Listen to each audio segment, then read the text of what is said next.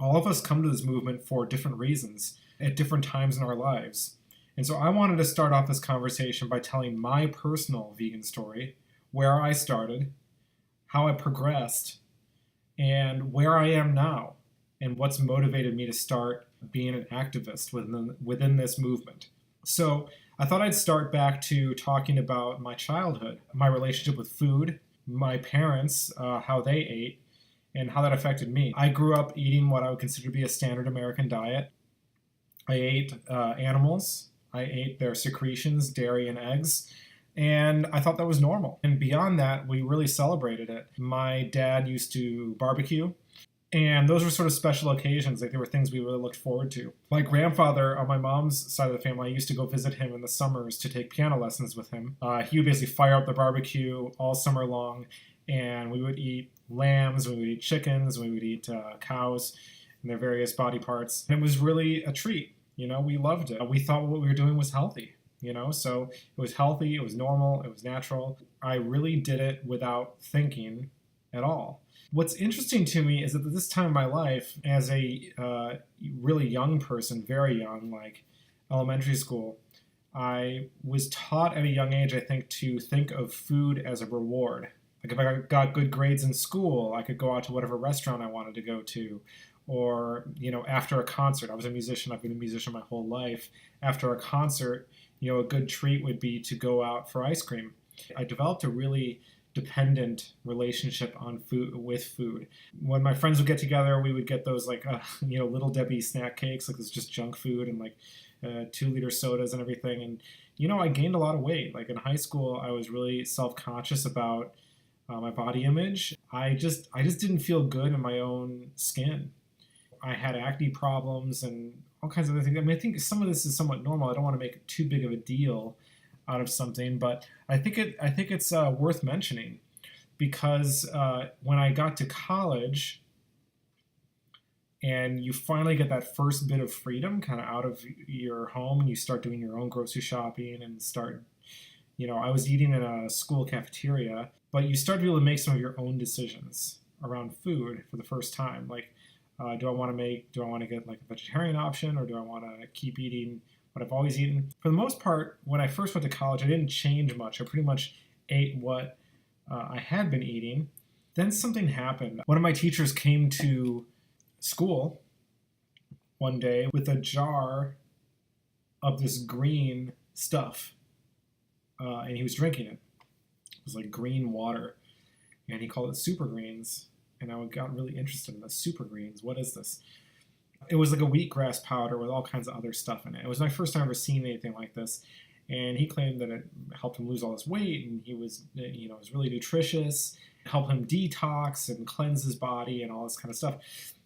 And I got really obsessed with the super greens product, and I started buying it and drinking it wherever I went. It made me really conscious of my health, and I started to look into this diet, the pH Miracle. And I went on this crazy calorie restricting diet. I mean, at the time, I didn't realize how calorie restrictive it was, but it was an almost plant-based diet. I don't want to say vegan because it wasn't aligned with the vegan principles at all. It was a diet for weight loss and for health and longevity. Where, I didn't eat any mushrooms. I ate no sugar at all. I ate no salt. I had, I forget all the restrictions, but what was weird is that I continued eating fish, but I ate fish like once a month in like a size about this big or whatever. It was basically an extremely restrictive vegetarian diet. I didn't eat eggs or dairy, and this launched me on a 6-year vegetarian diet of varying restrictions. I ate this way, and I lost a bunch of weight. It was the lightest I'd ever weighed in my life. I weighed like 160 pounds, which is probably too light for me, actually. Because I think I lost a lot of mass. I was never a big exerciser, but at this time of my life, I really lost a lot of weight. I ended up getting a job at Cold Stone Creamery, the ice cream shop. And so I started eating ice cream. So then I started eating dairy again. And then I went on this orchestra tour overseas, like to Asia. And I rationalized in my mind that I would start eating meat again because I wanted to basically try the foods of other cultures. Because for me at that time, I hadn't even considered that there was an ethical reason to not eat meat. I was purely doing this for my own health. And since it was all about me, it was so easy to say, well, I'm going on this trip and since it's all about me anyway, what do I want? I want to try the foods of these other cultures. So, when I was in Japan, I ate tons of fishes, and seafood, and I hate the word seafood, but I was eating lots of fishes in sushi. I was in Russia and I ate all the stuff there, all these animals there, and all this crap.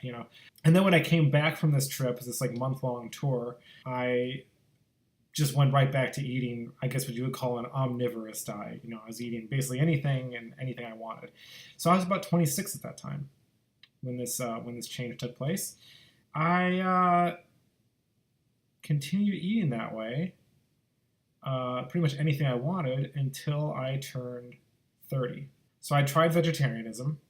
My brother had been an on and off vegetarian for years. My girlfriend at the time, when I was 30, she was vegetarian when we met. And I was not vegetarian at this time, but I was very sympathetic to vegetarianism because I had been a vegetarian for years. So I started cooking vegetarian for her when we started getting more serious in our relationship. Now, I don't know if it was because of pressure from me or for whatever reason, she decided to start eating meat again. She actually asked me to cook. She asked me to cook fish for her, and I did. I seared up some tuna at that time, and she ate. And then she started eating my diet. Basically, she went on to an omnivorous diet. Omnivorous, I say in quotation marks because I don't, whatever. We were eating anything, and so we both gained weight. Throughout the course of our relationship, we kind of balloon dieted. We got bigger and smaller and whatever. I would say we were sympathetic to social justice causes. Like we both envisioned ourselves as environmentalists, and we wanted to do the best for the planet. We didn't drive cars. We rode our bikes everywhere. We did all the stuff that people do. We recycled, and we thought we were doing good things. Well, when I turned 30, we sat down and we were just flipping through Netflix. Just on a lazy night, and I have no idea to this day why, but we just saw the movie Forks Over Knives. And we like documentaries, we watch documentaries together, so it was probably just some simple thing like, oh, it was in the documentary queue, looked kind of interesting. We didn't know anything about the diet, we didn't know anything about the movie, nobody had recommended it to us, but we turned it on and we watched it.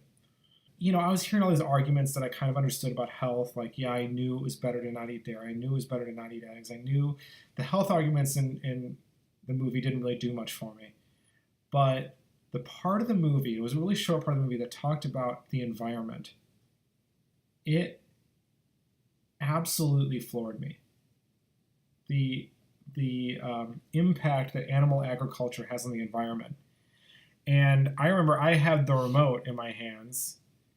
And as soon as this little part of the movie went by, I paused it and I looked to my girlfriend at the time and she looked at me and we both at the same time said, so we're going vegan, right? It was an automatic response. Like we were so floored by the impact that animal agriculture has on the environment that we totally bypassed any transition.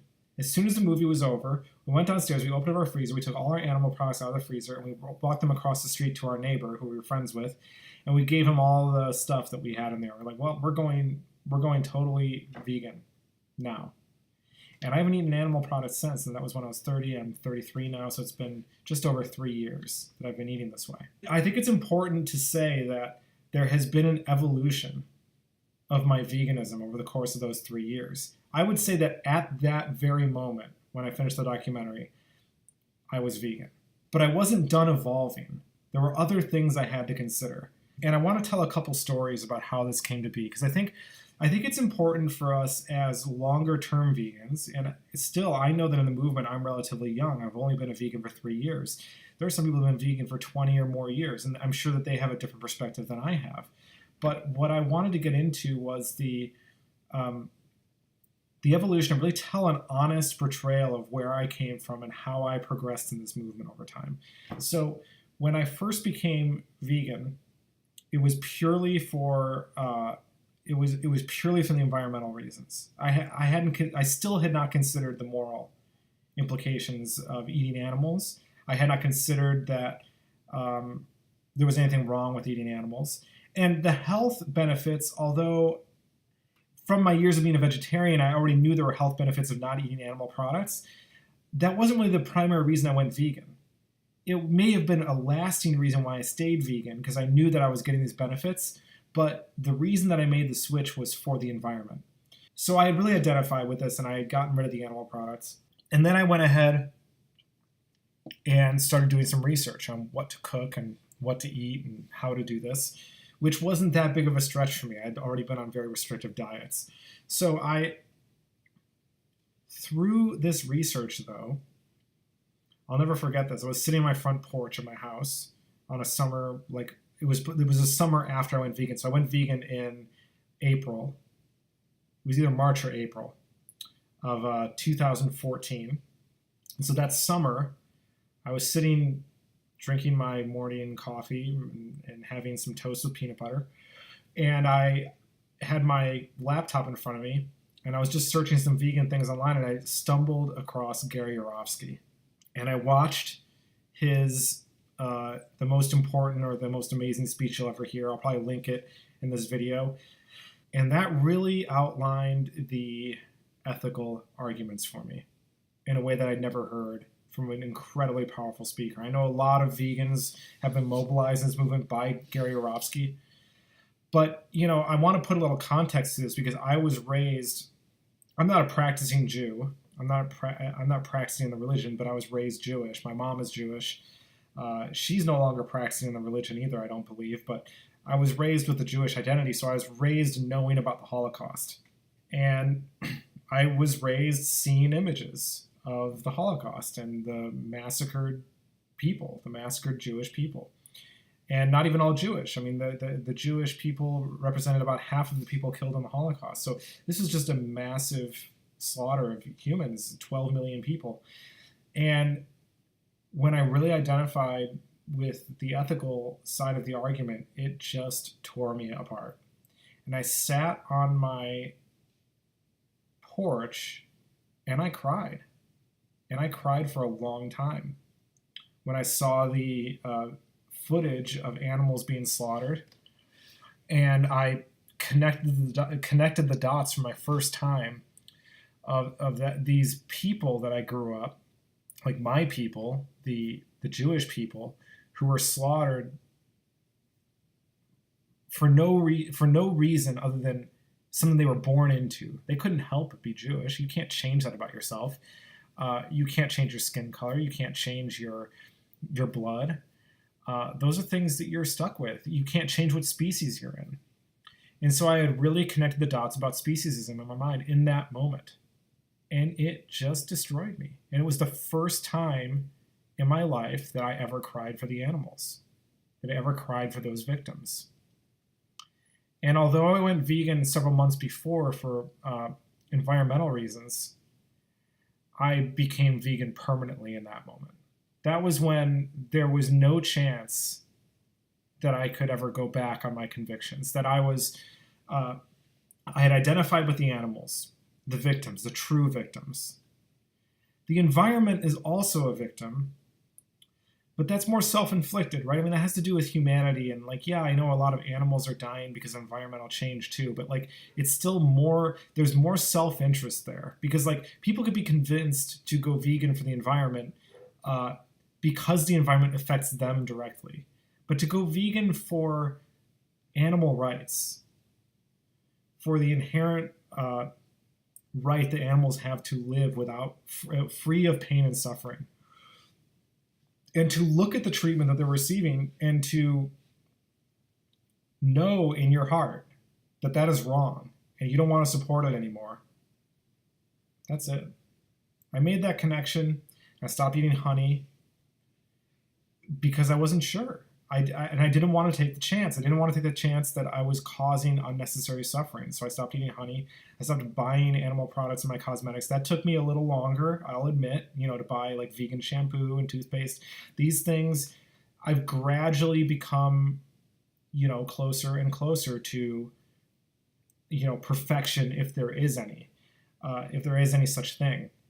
But absolutely my commitment and my conviction to not support the animal holocaust is is alive and well. So I had made the connection. I became vegan. I had connected the dots about animal rights. And then I just stopped researching, plain and simple. I just decided that I knew why I was vegan. I didn't need to convince anybody else of that fact. And I was just a silent vegan for 3 years. When people would ask me why I'm vegan, I would usually skirt the issue. I wouldn't want to talk to people about it. I would say, you eat what you want to eat, and I'll eat what I want to eat, and we don't ever have to get into that argument.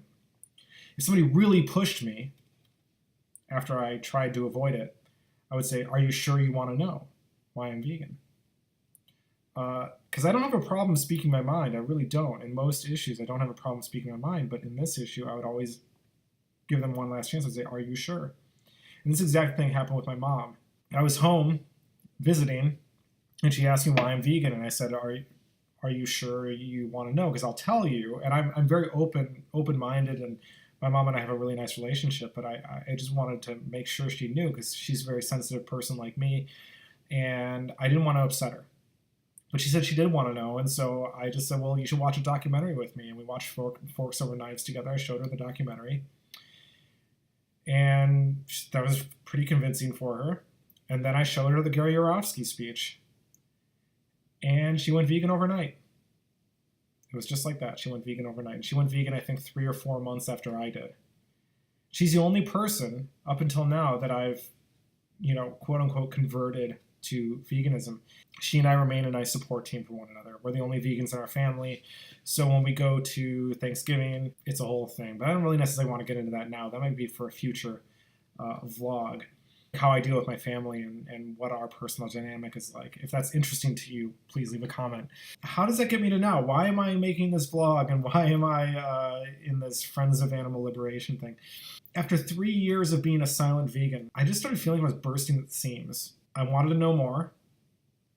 I wanted to do something active to help the animals instead of just doing something passive. I felt that veganism, while it was a good moral baseline to not contribute to the suffering and death of animals, I didn't think that I was doing anything to actually prevent it. Like, if me going vegan helps the animals, and it helps reduce my carbon footprint, helps reduce my water usage, helps reduce my land usage, if it helps my own personal health, which therefore reduces the cost that I have on the US medical system, and blah, blah, blah, all the different reasons that veganism is good, don't I double my effectiveness by convincing somebody else to do the same?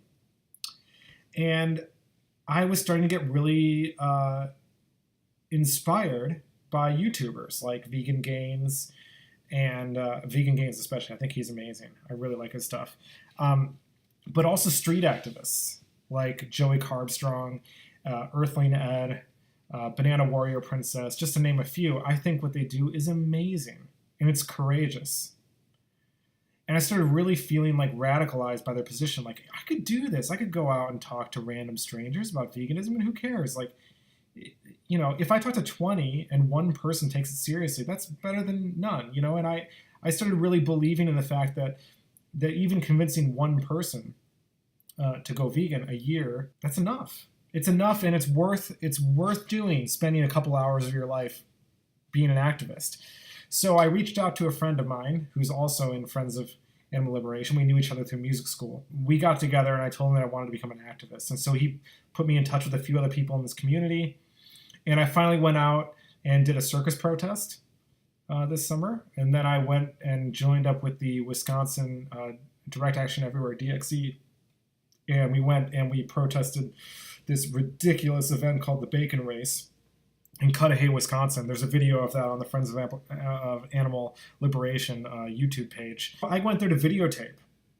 I was just going to video the event. It was my first direct action event. I wasn't really thinking that I was going to do anything too direct, but they stuck the megaphone in my hand and they said, say something. And I started speaking in that megaphone, and I felt like I didn't say much.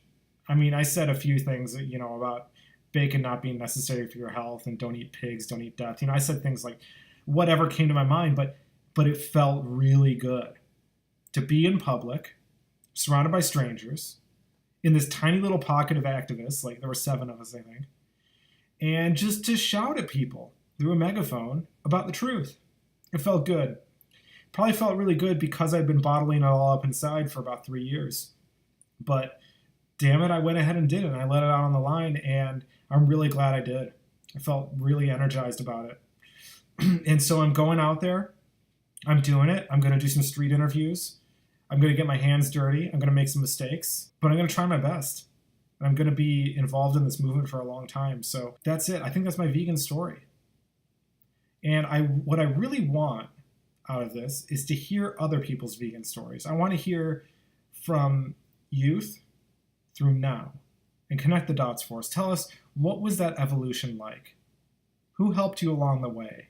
What resources or people turned you towards veganism? Was it a sudden transition like mine? Was it an overnight, boom, I'm vegan now? Or was it a slow, long transition?